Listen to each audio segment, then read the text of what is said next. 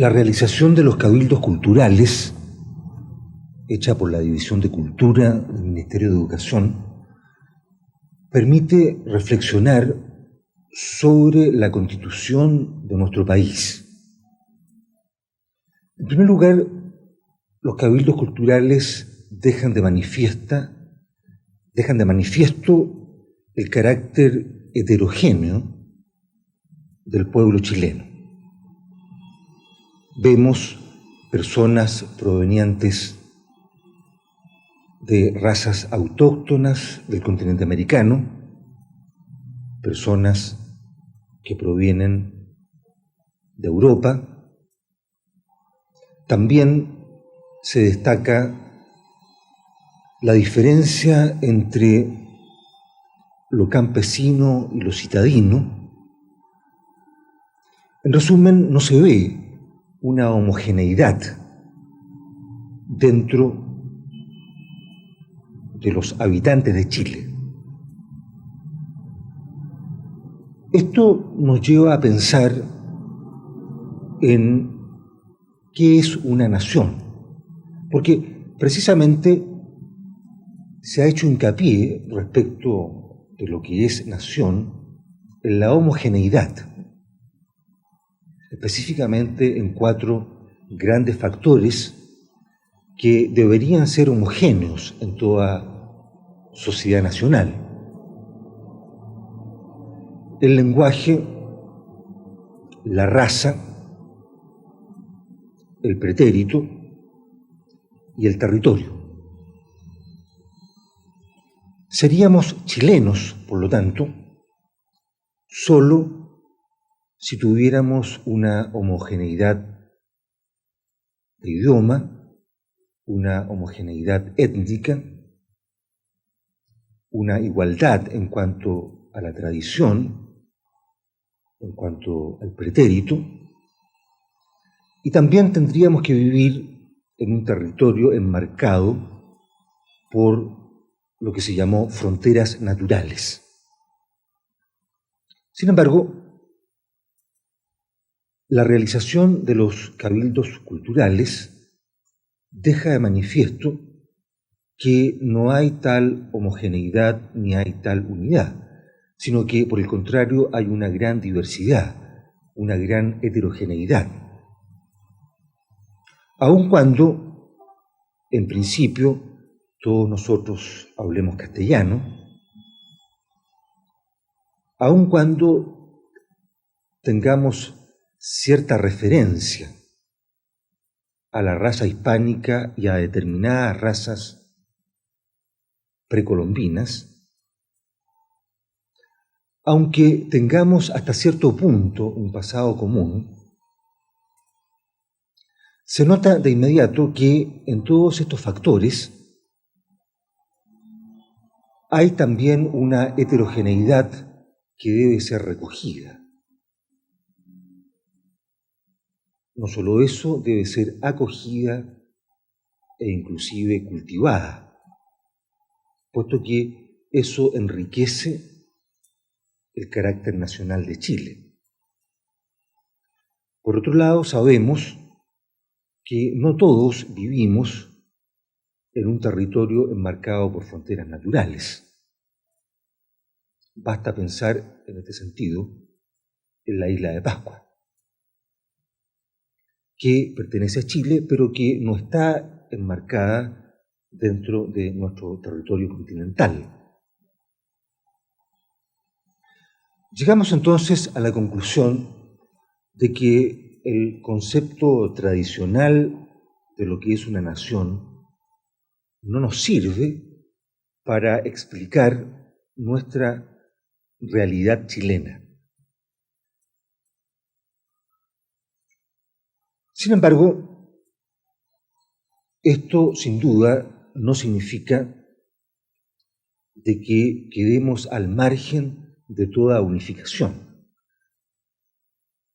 Hay algo que nos aúna y que permite decir que somos chilenos, aunque vivamos en Punta Arenas, en Arica, en la isla de Pascua, en Santiago, en el campo, en la ciudad, aunque pertenezcamos a una clase social o a otra, a una clase económica o a otra, a un grupo étnico o a otro. Lo que nos unifica es, pienso, el colaborar dentro de un proyecto histórico común. Cada uno de nosotros colabora, cada cual a su manera, en efectuar, en el llevar a cabo una tarea histórica que precisamente nos une. Sin duda, un profesor, un campesino, un obrero, un transportista, un actor de teatro, no participará de la misma manera en la realización de este proyecto histórico. Pero todos colaboramos en relación a él. Eso es lo que nos unifica en cuanto chilenos y lo que nos permite trascender la heterogeneidad que hay entre nosotros en cuanto a lo lingüístico, a lo étnico, a lo tradicional, inclusive ciertamente a lo cultural. En mi opinión, en Chile no hay una completa identidad cultural. Por el contrario, hay una diversidad, más aún hay muchas subculturas, pero esto, lejos de ser, creo yo, un inconveniente, representa un enriquecimiento de la chilenidad. Ahora bien, esta diversificación no implica una fragmentación, puesto que, en efecto, hay un proyecto sugestivo de vida en común que reúne a todos los habitantes del país en torno a algo unitario. Podríamos preguntarnos en qué consiste este proyecto de vida en común.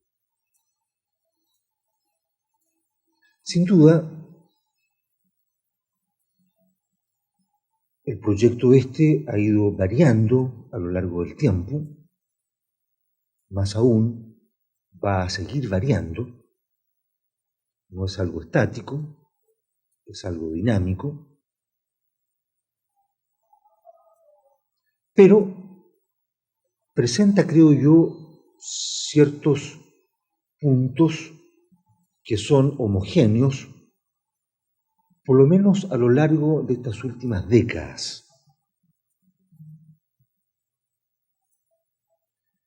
Yo resumiría esta homogeneidad del proyecto histórico en el cual todos estamos embarcados en dos grandes ideas, en dos grandes rasgos.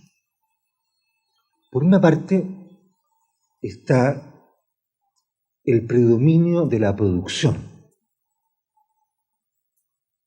y por otra parte estaría el establecer la eficacia como valor supremo.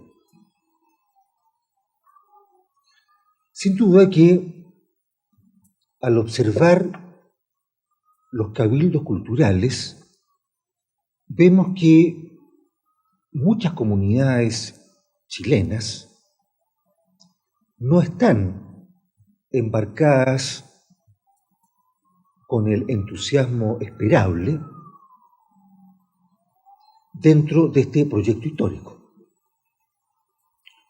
Se ve claramente que en muchos lugares hay otras preocupaciones preponderantes por sobre la producción. También hay lugares en que claramente el valor eficacia no es el valor supremo. Por ende, entonces, debemos preguntarnos hasta qué punto estas personas, que son chilenos, están radicalmente integradas a la nación. Obviamente, debemos responder que ellos están de alguna manera al margen.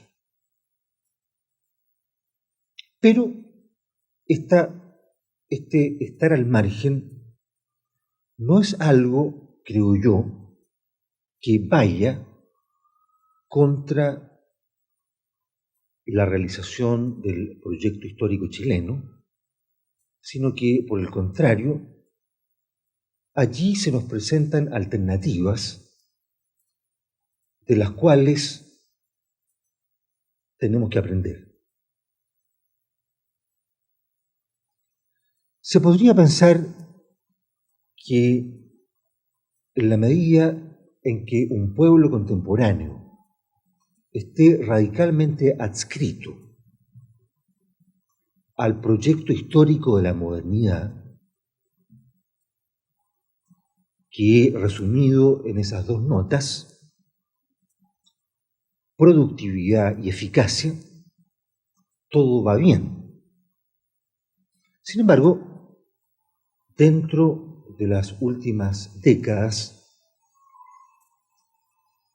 los estudiosos de la historia nos han hecho notar que si bien lo moderno, es decir, una buena productividad con eficacia, es algo positivo, también es algo que trae inconvenientes, que trae negatividades. Por ejemplo, la productividad con eficacia,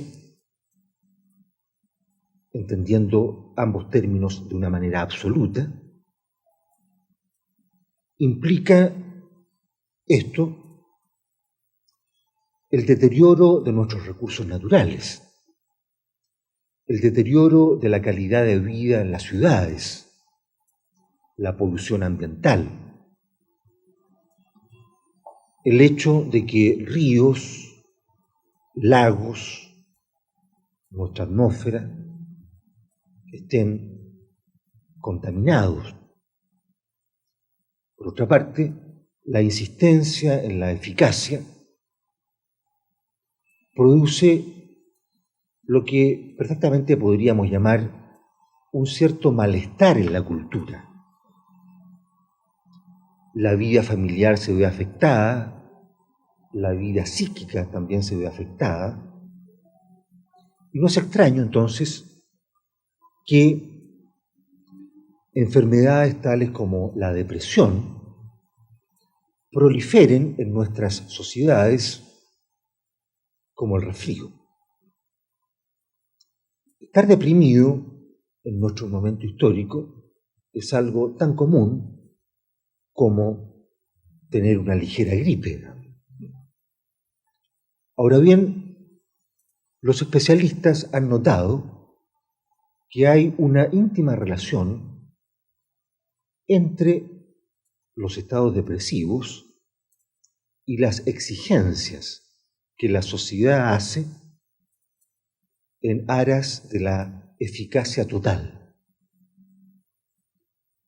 Por ende, cuando vemos en los cabildos culturales personas que simplemente bailan o que se dedican al culto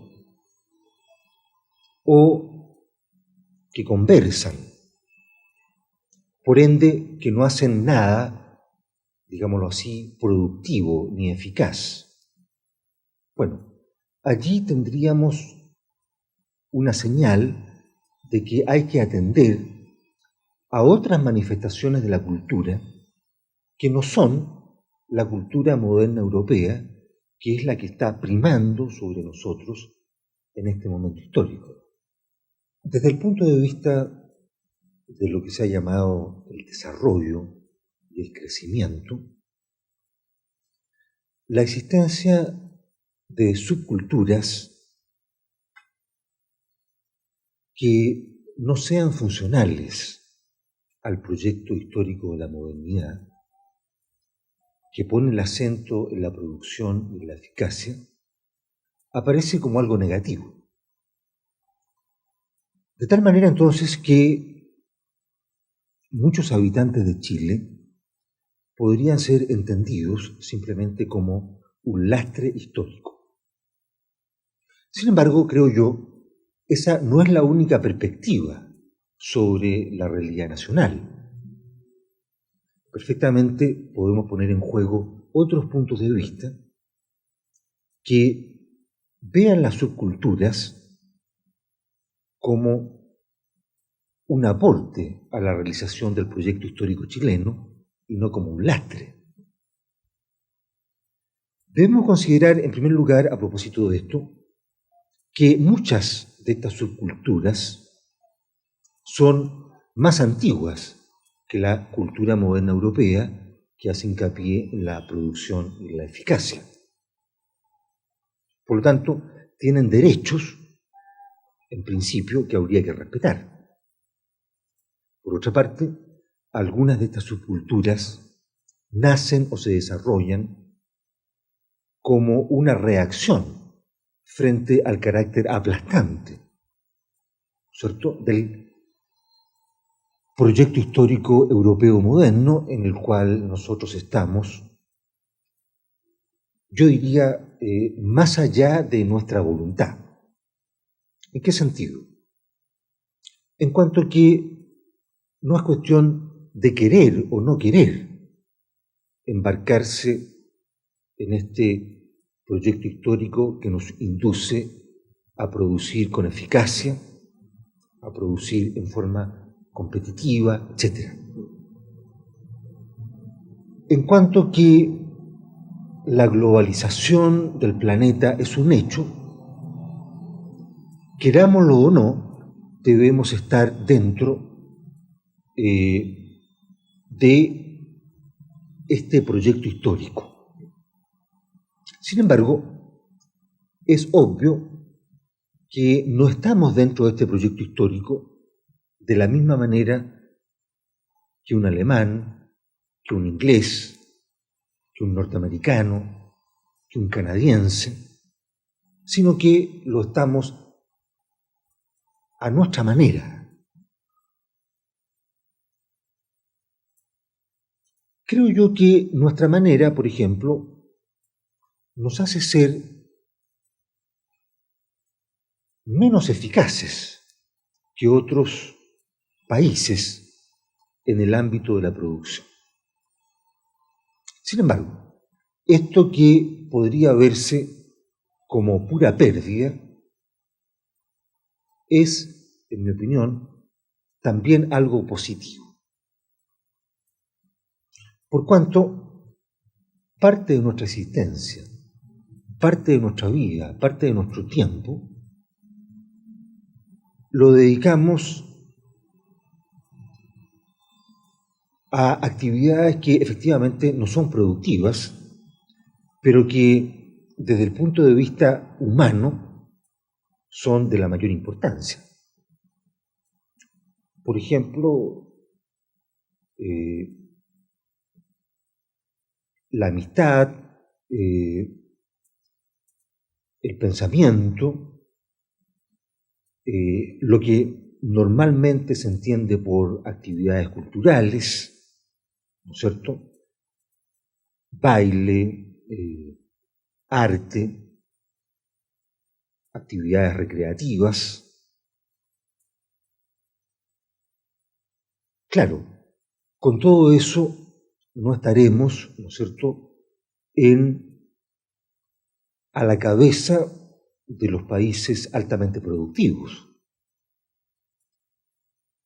Los indicadores de competencia en este sentido nos dejarán rezagados. Pero nuestra vida, obviamente, será más humana y tendrá una calidad mayor. Creo yo entonces que los que se dedican a la cultura, a la educación, los que deben dar directrices en ese sentido, no pueden ponerse, por decirlo así, las anteojeras del desarrollismo, de lo que se ha llamado crecimiento, sino que deben ver también, como de hecho lo hacen en múltiples ocasiones, otras instancias de la existencia humana que son tanto o más importantes que la productividad y la eficacia.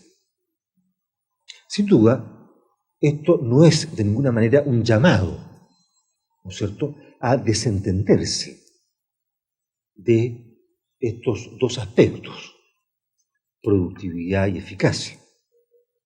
Como ya he dicho, esto hay que atenderlo, inclusive más allá de nuestra voluntad. Es un imperativo histórico que proviene del hecho de que el planeta Tierra se ha hecho una unidad. Y allí entonces imperan exigencias que probablemente no provengan de lo más íntimo de nuestros ser chilenos, pero que hay que atender, so pena de ser aplastados por la marcha histórica planetaria actual. Por lo tanto, el desafío ante el cual estamos es conjugar estos valores de la modernidad que son ineludibles con otros valores que son premodernos o posmodernos, pero que es de la mayor importancia que atendamos y que cultivemos. Por ejemplo, como decía,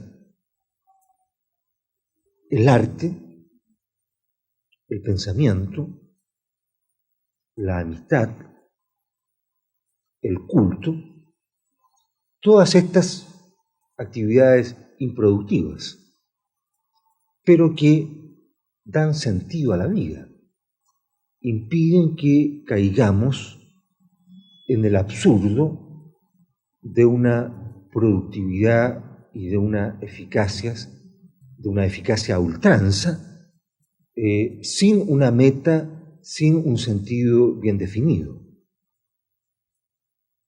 En otras palabras,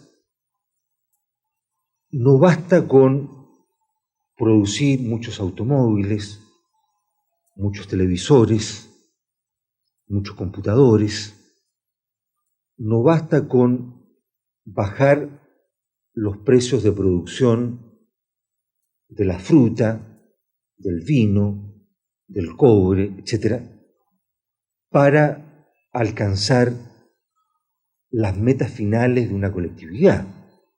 Todo eso debe tener un sentido, y ese sentido no proviene del ámbito económico propiamente tal, sino que proviene de la religión, de la poesía, de la literatura, del cine, del arte en general, de la amistad, del baile, de las relaciones interpersonales gratuitas, etc.